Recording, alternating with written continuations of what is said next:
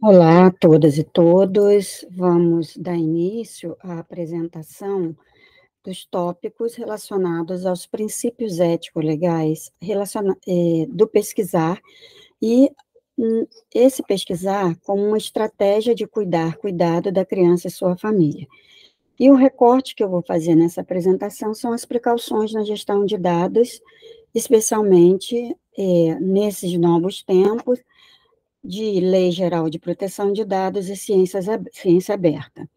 E na segunda parte, vamos trabalhar um pouco as orientações relacionadas ao processo de obtenção do assentimento de participantes de pesquisa menores de 18 anos e pessoas com ausência de autonomia, seja ela permanente ou temporária, para consentir, que é resultado do ofício circular número 11 de 2023 da CONEP. Eu sou Ivone Evangelista Cabral, sou professora titular aposentada da Escola de Enfermagem Ana Nery, Universidade Federal do Rio de Janeiro, e professora adjunta da Faculdade de Enfermagem, Universidade do Estado do Rio de Janeiro, pró-cientista UERJ,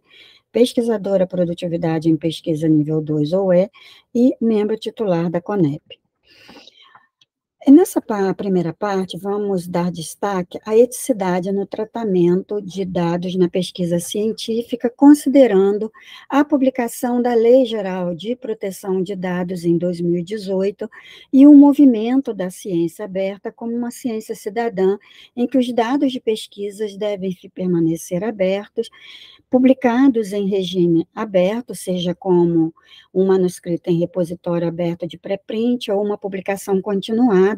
a revisão dos manuscritos oriundos das pesquisas científicas por pares também com publicação dos pareceres. A recomendação da Unesco sobre ciência aberta aponta a necessidade de deixar em aberto os dados de pesquisas e que esses dados de pesquisas requer uma cautela, uma precaução ética na gestão dos dados. Então, a gestão de dados de pesquisa, ela tem duas dimensões. Ou a gente trabalha formando dados de pesquisas para uso próprio, ou seja, uso específico naquela pesquisa ao qual foi aprovada. A pesquisa foi aprovada pelo sistema CEP-CONEP e conforma um banco de dados que será analisado com a finalidade exclusiva daquela pesquisa ou com a intenção de depositar os dados em repositórios para uso futuro.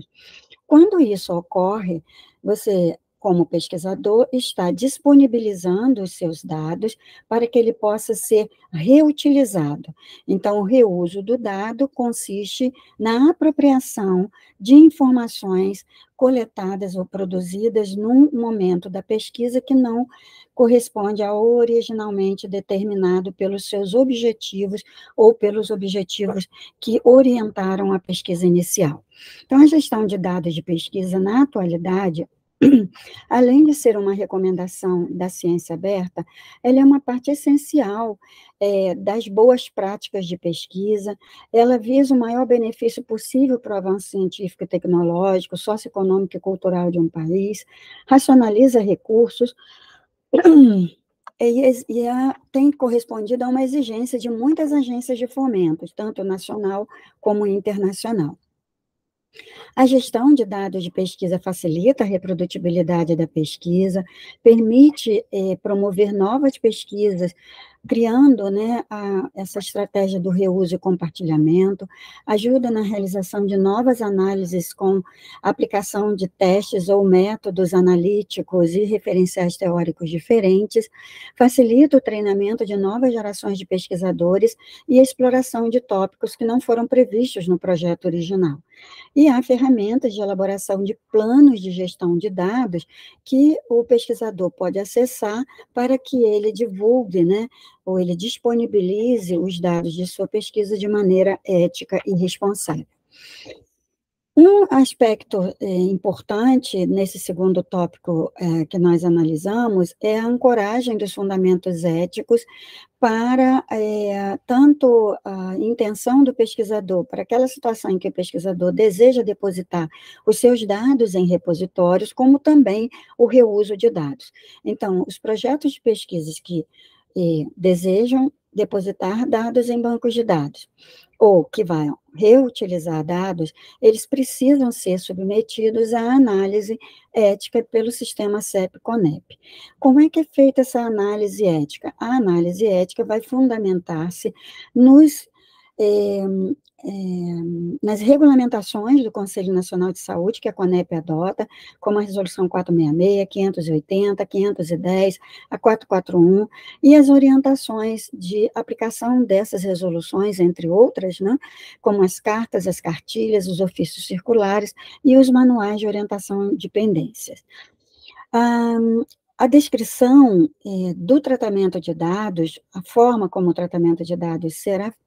processada no ambiente da pesquisa, ela deve constar tanto na metodologia da pesquisa como no termo de consentimento livre esclarecido, para que o participante de pesquisa tome conhecimento e ele, de forma voluntária, consinta ou não com a deposição desses dados em repositório. Esses fundamentos éticos, eles estão disponíveis na área pública da Plataforma Brasil e qualquer pessoa pode acessar. Além disso, né, a Agência Nacional de Proteção de Dados divulgou recentemente, no ano de 2023, um guia ilustrativo, né, de como se procede o tratamento de dados pessoais para fins acadêmicos e realização de estudos e pesquisas. E, mais recentemente, a CONEP está trabalhando numa resolução que muito em breve estará disponível também na área pública, que é sobre gestão de dados de pesquisa. O que diz a Autoridade Nacional de Proteção de Dados? Ela destaca lá na página 39 que cabe ao sistema CEP-CONEP e a sua organização e funcionamento as formas, né, de como serão analisados e tratados eticamente esses dados de pesquisa. Então, tratamento de acordo com a Lei Geral de Proteção de Dados e tratamento de dados é toda operação que é realizada com os dados pessoais naturais do participante de pesquisa, que é coletada no momento da pesquisa, esses dados identificadores, como, por exemplo, dados do prontuário, do CPF, do número da residência, do nome do bairro onde a pessoa mora, enfim, qualquer dispositivo que possa identificar a pessoa natural, e que se refere àquela coleta, produção, recepção, classificação, utilização, acesso, reprodução, transmissão, distribuição, processamento, arquivamento, armazenamento, então a gente está falando de banco de dados, eliminação, o que vai acontecer com esses dados depois de serem utilizados, ou por quanto tempo eles ficarão depositados em repositório, avaliação, o controle da informação, quer dizer, que medidas de controle e de segurança da informação são adotadas para garantir que esses dados não serão hackeados em sistemas de rede mundial de computadores, como que esses dados vão sofrer modificações, a transferência desses dados, a difusão ou extração desses dados. Ou seja, para fins da lei, o tratamento é tudo que se desenvolve a partir dos dados pessoais e dados pessoais sensíveis, que são aqueles que podem provocar estigmatização da pessoa na sociedade. E que estigmatização é essa? Referente a religião, referente a partido político, a filosofia, inserção em sindicatos, enfim, quaisquer dispositivos que possam marcar, representar uma marca naquela pessoa que é participante de pesquisa e levá-la a ser identificada por terceiros. Então, a compreensão do conceito de dados, ela vai além dos dados de voz, dos dados coletados em entrevistas individuais ou grupais, como os grupos focais, por exemplo. São dados de prontuário que foram obtidos com a finalidade assistencial e que podem ser utilizados como um dado de pesquisa, mas que requer a autorização do participante de pesquisa, dados de observação, de imagens interna do corpo ou externa do corpo, dados de amostras biológicas, como amostras de raspada de bochecha, saliva, quaisquer amostras que possam comprometer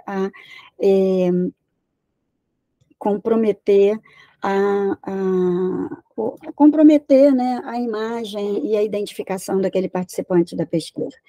Os dados genéticos e não somente os dados pessoais. Então, esse conjunto, né, essas informações sobre o tratamento dos dados, ele vai fazer parte do conjunto de documentos que compõem o protocolo de pesquisa a ser submetido à plataforma Brasil. Então, já falei sobre esses dados, o que eles são, os dados pessoais, as informações que identificam a pessoa natural e os sensíveis, aqueles que possam gerar estigma e preconceito. A proteção dos dados pessoais e dados sensíveis é uma responsabilidade nos estudos de saúde pública, do órgão de pesquisa, então a instituição que desenvolve pesquisa, ela precisa estar atenta a essa proteção dos dados do participante e a forma como vai garantir a segurança desses dados por meio de anonimização ou pseudo-anonimização, e considerar aí os padrões éticos relacionados aos estudos e pesquisa. A divulgação dos resultados de qualquer extrato ou excerto do estudo ou da pesquisa, ele não pode de nenhuma forma identificar esse participante de pesquisa. O órgão de pesquisa também é responsável pela segurança da informação, do acesso aos dados e a pseudonimização. A pseudonimização é o tratamento de um dado que vai perder a possibilidade de ser associado direto ou indiretamente a um indivíduo,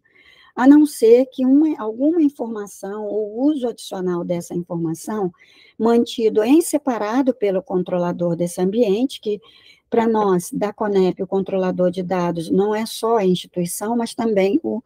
pesquisador. Então, só o pesquisador e o controlador, né, em ambiente controlado e seguro, é que é capaz de identificar esse participante de pesquisa. Ainda na Lei Geral de Proteção de Dados, determina no artigo 16 que os dados pessoais, aqueles identificadores, eles devem ser eliminados após o término do tratamento. Ou seja, aqui é o tratamento do dado, no âmbito e nos limites técnicos das atividades que são autorizadas para a conservação somente quando atende às seguintes finalidades: estudo ou órgão de pesquisa, garantindo aí a anonimização dos dados pessoais e mantido em ambiente controlado e seguro, a transferência a terceiro, respeitados os requisitos de tratamento de dados que a lei dispõe, e o uso exclusivo do controlador, sendo vedado, nesse caso, o acesso a terceiro, para que não seja utilizado para outros fins que não sejam aqueles da pesquisa. Então, dados, do ponto de vista legal, é o tratamento desses dados pessoais. E quando se trata de crianças e adolescentes, que é o foco aqui do nosso estudo, os dados pessoais da criança deverá ser realizados sempre com um consentimento específico, por meio, pelo menos, de um dos pais ou responsável legal. E no tratamento de dados, né, de dados coletados de crianças, os controladores, e aí entenda-se o órgão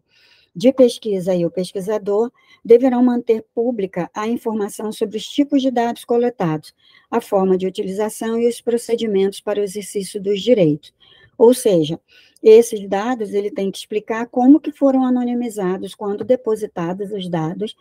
em repositórios, por meio de um resumo da aplicação desses dados. E poderão ser coletados dados pessoais de crianças sem consentimento dos pais, utilizados sempre que for necessário, uma única vez e sem armazenamento, ou para sua proteção, ou seja, com a finalidade de proteger a criança, pode-se coletar esses dados para uma única vez, né? E em nenhum caso eles podem ser repassados a terceiros sem o consentimento dos pais. Os controladores não deverão condicionar a participação dos titulares em jogos, aplicações de internet, ou outras atividades de fornecimento de informações pessoais, além daquelas estritamente necessárias à atividade. E o controlador, aqui o pesquisador, né, deve realizar todos os esforços para verificar se o consentimento foi dado pelo responsável da criança, considerado aí as tecnologias disponíveis, ou seja, as formas de registro que eu vou falar mais adiante, desse consentimento. As informações sobre os tratamentos de dados, elas devem ser fornecidas no termo de consentimento livre e esclarecido do responsável legal e no termo de assentimento, considerando aí as limitações da criança e do próprio participante em relação a uma linguagem que seja compreensível, né, e aplicável à situação daquela pesquisa e à complexidade daquela pesquisa. Então, o conceito de dados de pesquisa, do ponto de vista ético, a pesquisa que envolve o manejo de dados e informações, devem ser assegurados procedimentos que garantam a confidencialidade e a privacidade, a não utilização das informações em prejuízo das pessoas, de modo que isso não afete, né, que não venha a afetar a autoestima, o prestígio e os aspectos econômicos e financeiros. E isso está previsto nos guias orientadores da CONEP, quanto da elaboração do termo de consentimento livre e esclarecido para os responsáveis legais, porque nesse termo deve estar garantida a privacidade e a confidencialidade dos dados do participante de pesquisa e o mesmo no termo de assentimento.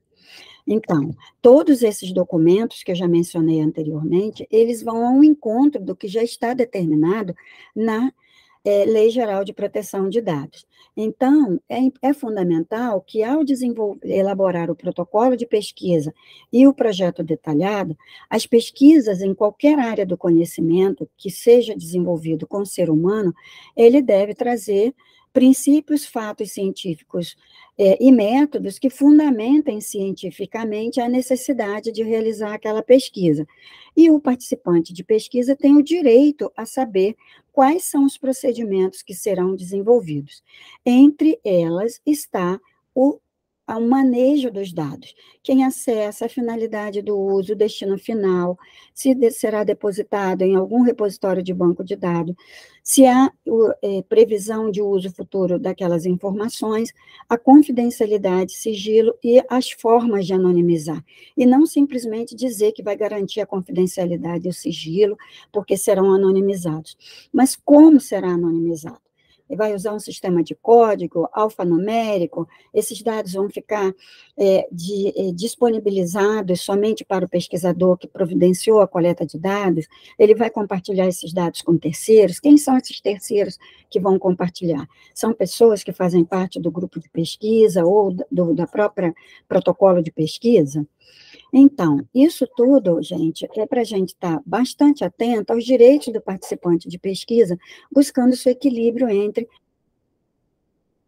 direitos dele participar naquela pesquisa. Então, sobre isso, o projeto detalhado deve assegurar a proteção integral dos dados e das informações desse participante de pesquisa, destacando aí a proteção integral, o acesso a resultados, a indenização em casos de danos, uma vez que todas as informações que ali contém orientará melhor a tomada de decisão e o caráter voluntário da pesquisa, um princípio ético da autonomia será respeitado. E isso vocês poderão escutar no podcast que eu compartilho aqui nessa apresentação. Outro aspecto a ser mencionado nessa apresentação é a segurança na transferência e armazenamento de dados. Essa segurança, o armazenamento dos dados coletados, precisa ser descrito no projeto detalhado e no termo de consentimento, como eles vão ser armazenados, e os procedimentos que serão adotados para resguardar o sigilo e a confidencialidade das informações do participante de pesquisa. Além disso, uma vez concluído o registro do consentimento, seja ele gravado, ou em vídeo, ou em áudio, ou da mesma forma, se ele foi encaminhado de alguma forma no formato PDF, que contém a assinatura digital, não assinatura digitalizada, mas uma assinatura digital do pesquisador, e nas pesquisas que são desenvolvidas em plataformas virtuais, e nunca manter esses termos de consentimentos compartilhados ou em nuvem, porque ela não tem, nessas nuvens não tem segurança de dados. Para as pesquisas em ambientes virtuais, que utilizem metodologias próprias das ciências humanas e sociais, consultar a Resolução 510, especialmente o artigo 9º e o 16, sobre a manifestação expressa do participante, porque ele precisa concordar ou não com a divulgação de sua identidade e das demais informações coletadas. Então, e o registro dessa autorização do participante para divulgar elementos da sua identidade devem estar demarcada no TCLE. A segurança na transferência e armazenamento de dados, aqui a gente está falando de dados de voz e imagem, para garantir a segurança física, né, porque há risco do participante de pesquisa, com a possibilidade de danos à dimensão física, psíquica, moral, intelectual, sociocultural, espiritual, em qualquer pesquisa realizada com o ser humano, especialmente nesse momento da inteligência artificial, que é capaz de associar a imagem de uma pessoa com a voz, uma voz produzida em ambiente de inteligência artificial. E isso pode trazer, inclusive, consequências para o próprio pesquisador e não somente para o participante de pesquisa. E aí você cria uma situação de que o participante tem sim direito a buscar indenização. Então, para protegê-lo, é fundamental que informe no TCLE que que serão adotadas todas as medidas cabíveis e necessárias para evitar que a voz e a imagem dela, seja daquela participante de pesquisa, seja divulgada em ambientes que inteligência artificial possam resgatar para utilizá-la em outros fins que não aquele da pesquisa. Então, deve ser reafirmado no termo de consentimento o direito a buscar indenização. O acesso ao resultado de pesquisa deve estar também determinado no termo de consentimento livre e esclarecido do responsável legal pela criança e para aquelas crianças com idade suficiente para compreender o que vai ser feito com o resultado da pesquisa que ele está contribuindo. Nesse caso, aquelas crianças que estão na idade escolar e os adolescentes. Então, nesse caso aí, né, deve conter todas as garantias de que o pesquisador só divulgará os resultados de pesquisa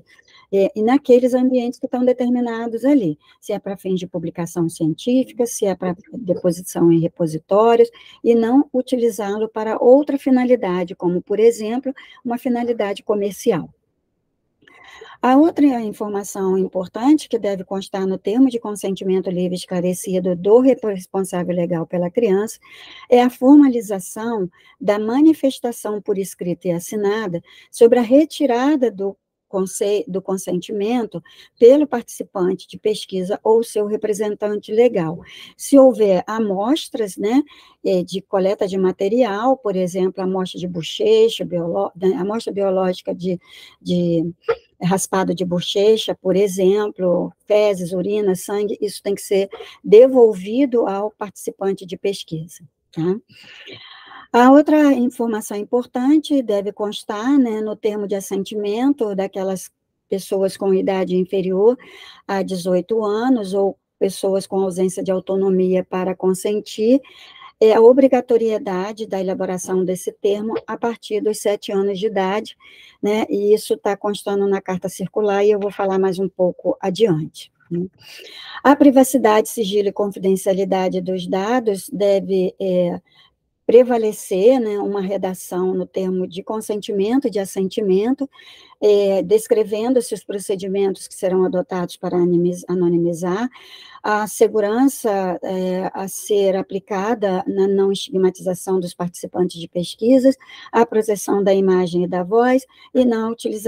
não utilização das informações e dos dados em prejuízo das pessoas ou das comunidades, destinando o uso daquele material para outros fins que não da pesquisa, isso deve estar registrado no termo de consentimento livre esclarecido. As boas práticas de pesquisa requerem, né, exigido pelas agências de fomento, né, de racionalização dos recursos, implica, sim, nas informações sobre a gestão de dados no protocolo de pesquisa, que de agora em diante, com a Lei Geral de Proteção de Dados, os pesquisadores precisarão ter mais atenção a essa questão. Agora, nessa segunda parte, já caminhando para o final, eu vou trabalhar um pouco as orientações relacionadas ao processo de obtenção do assentimento de participantes de pesquisa menores de 18 anos e pessoas com ausência de autonomia permanente ou temporária para consentir. Então, eu trabalhei essa apresentação, dessa segunda parte, em 10 itens, que eu chamo de principais cautelas na elaboração do termo de assentimento. Primeiro, a redação na forma de convite. Então, o pesquisador deve convidar a criança ou adolescente para ser um voluntário se voluntariar como participante de pesquisa sem nenhum grau de indução ou coação. Usar uma linguagem compreensível de fácil entendimento, né, para a criança e adolescente sobre o que vai ser desenvolvido naquela pesquisa. A capacidade de considerar a capacidade de entendimento do participante com idade menor de 18 anos e o discernimento da pessoa com ausência de autonomia permanente ou temporária para assentir participar de uma pesquisa.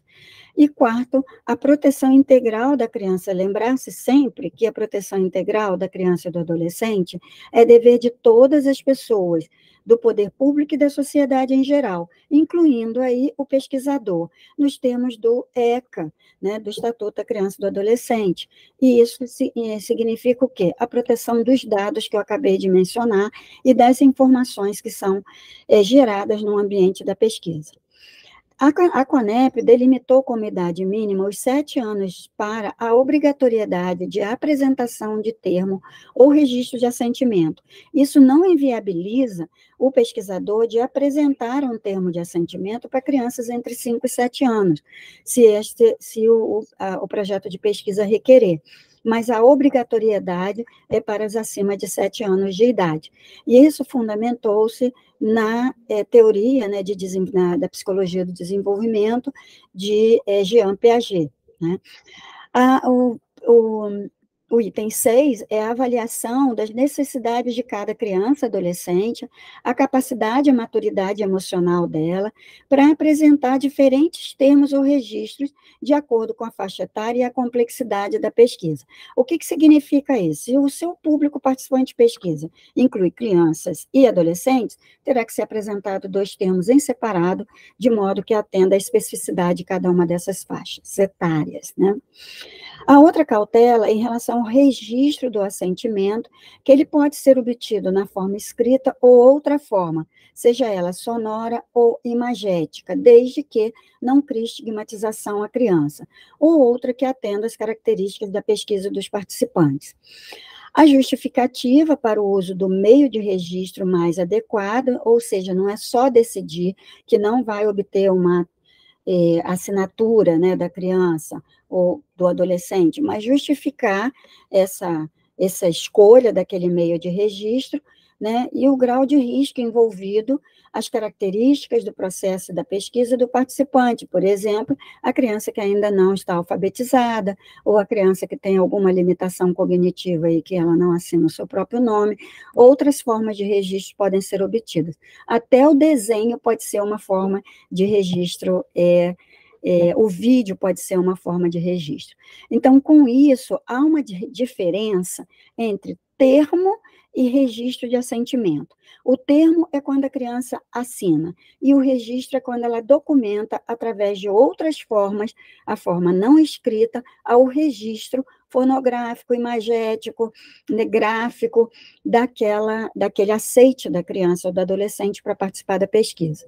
A 9ª cautela é a redação do termo ou do registro sem constituir-se em uma reprodução das informações que constam no termo de consentimento livre e esclarecido do responsável legal. Ou seja, não é para transcrever o termo de consentimento para o termo de assentimento.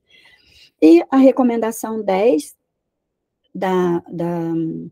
desse ofício circular da CONEP, são os itens que devem conter o termo de assentimento a partir, né, do caso, ou seja, se o caso requerer, por exemplo, a descrição de um produto investigacional, ou se o caso requerer, o caso que eu digo aí é o tipo de pesquisa, envolver diferentes faixas etárias, né, e uma faixa etária que permita a compreensão de todos os elementos relacionados ao direito do participante de pesquisa. Observem bem que o direito a ressarcimento, ele consta como um dos itens, né, a ser incluído no termo de assentimento, informando, por exemplo, a uma criança pequena, com idade, né, inferior a 10 anos de idade, ou 12 anos de idade, que os pais não serão não vão pagar por nenhuma visita que ele faça à unidade de saúde, que não vai haver recursos da família para desenvolver a pesquisa, e que esses recursos da pesquisa estão sendo